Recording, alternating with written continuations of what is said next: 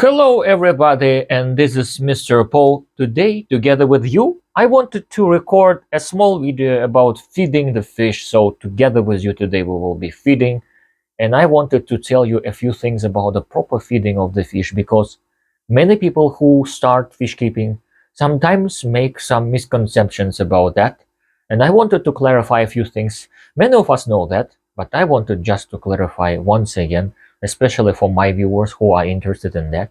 So without further ado, let's go and start feeding.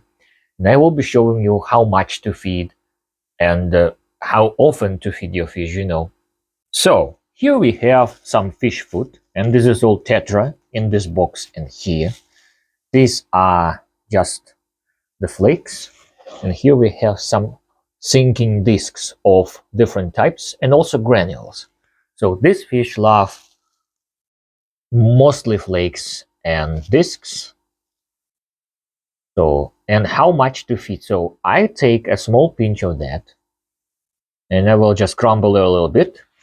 It's not necessary to crumble a lot. So now you can see this is the amount that is pretty much enough for the number of fish that are here. So, but we also need to feed some bottom dwellers here, like this corridora and these hillstream loaches. So for that purpose, we will take some green discs like that, and we will put them on the surface. And with time, they will start falling. Maybe we will see it right now. Yes, as you can see, they start falling down because other fish disturb the surface and disturb the food itself. So will fall down on the bottom, and the chorus will eventually find it and munch on it. So we can add some more. So basically, most of the time, I just put maybe 6 or 7 of those discs, and this is pretty enough for the fish for one day. So that's why it's important to notice that you shouldn't overfeed your fish because it makes everything worse, both for your fish and for your water, because they do not eat everything, and everything that is left is actually spoiling the water. In terms of that, you see all that stuff is falling down. And the question is whether it really spoils the water quality. Basically, it doesn't, because all of those guys eventually eat it. So. But some of those leftovers are still somewhere here left. And when core is disturbed, all that, when it falls down, it creates a lot of dust in the water, and that's why we have some hair algae here and there from time to time. So most of the time. Well, let's come to the barbs, because feeding barbs is even funnier. So here we have a white tiger barb, or platinum tiger barb, if you will, aquarium. So I have just maintained it. It was slight maintenance, removing some algae and cleaning the glass, and just changing around 40% of water. So, well, in order to feed those guys, we need to switch off the filters, because the filters will disturb the surface, and it will become a little bit difficult for the fish to eat. So, well, now we are ready. So what are they eating? They eat granules most of the time because they are very nutritious. Right now I will just put a slight pinch of that. Now you can see the amount. So all those pieces are crumbled. Some of them are bigger, some of them are smaller, and they try to catch them. Notice that the platinum barbs eat in a very, let's say, spontaneous, chaotic way, and they are panicking when they are eating. While white cloud minnows, those fish with red fins, this sleeker fish, if you will, they eat a little bit differently, just catching something on the surface, and they are less nervous when they eat. Now, let's put another pinch. So it's important to notice that you should feed the amount that they are able to eat in a few minutes, because if you put too much, all that will fall on the floor and will start rotting and spoiling your water. Though it has to be said that Barb sometimes search on the bottom as well and catch something, but anyway, some leftovers may be left. Well, after they eat the granules, which have different nutrition and that's why they have different color, we will feed them some discs that are crumbled in smaller pieces like this, and they will also catch that.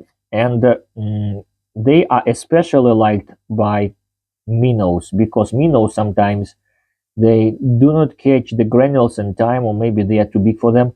So they usually also wait for these crumbled discs to come because they kind of like, get more satisfied when they eat that stuff as well. So, well, that's it about feeding the white platinum barbs. And now we will come to the next aquarium. So this is, I would call it an ecosystem aquarium. And this is because, most of the waste that is produced by the fish here, and there are not so many fish, mostly like fry, guppy fry. So, and the shrimp that do not produce a lot of waste, all that is consumed by the plants, and that's why there are so many plants. So, and we will feed them sparingly, not so much because they do not need as much as other fish because there are not so many of them. So this is pretty much enough, and fish will start picking that, and everything that falls down is eventually eaten by the shrimp. I also give shrimp some of those discs separately like that, you see, bigger ones, bigger pieces, so it will fall and they will also eat it. So maybe the third one. Another question is that many people ask is how many times a day you should feed your fish. So my experience and experience of many other fish keepers and aquascapers proves that the best option is to feed once a day and have 1 day off. So 1 day in the week you do not feed your fish at all. It is very good for their health because uh, they also may suffer from overfeeding. They also may suffer from obesity. So it's important to keep their physique to the point. So, another question that you may ask is that, is it cruel? Well, not. These guys, the fish, especially smaller fish, they just, it is enough for them to feed once a day. And if it is enough, as I've showed you right now, a few pinches, the pinches that they can eat easily in a few minutes is pretty much enough for the day. And also taking into account that this food is nutritious, it is different, there is variety of different elements in it. So if so, this is pretty much enough, because if you overfeed them, they will suffer from getting fat, obese, and also water will be will be getting worse faster, much faster, especially when it comes to this ready-made food by Tetra or any other company or brand. It doesn't matter. It usually spoils the water anyway and creates algae and other problems. It's also very important to remember that the more plants you have in your aquarium, the better, because the feeding is also easier when you have a lot of live plants in your aquariums, because they consume all the leftovers as well. If something is left like food, the plants will also absorb that. So that's why if you worry about feeding, if you have a planted aquarium, this problem is less, let's say, problematic, right, than if you have just an aquarium with let's say the stones only, like a cichlid tank or something. So well, that's it. So guys, thank you so much for sticking to this video and tuning in and checking it out. It was a very interesting moment, and it was a very interesting experience to record that. And next time maybe we will do something else, because we've already maintained the aquarium, we fed it, right? So maybe next time we will do something else, maybe like slight rescaping or trimming session, I don't know.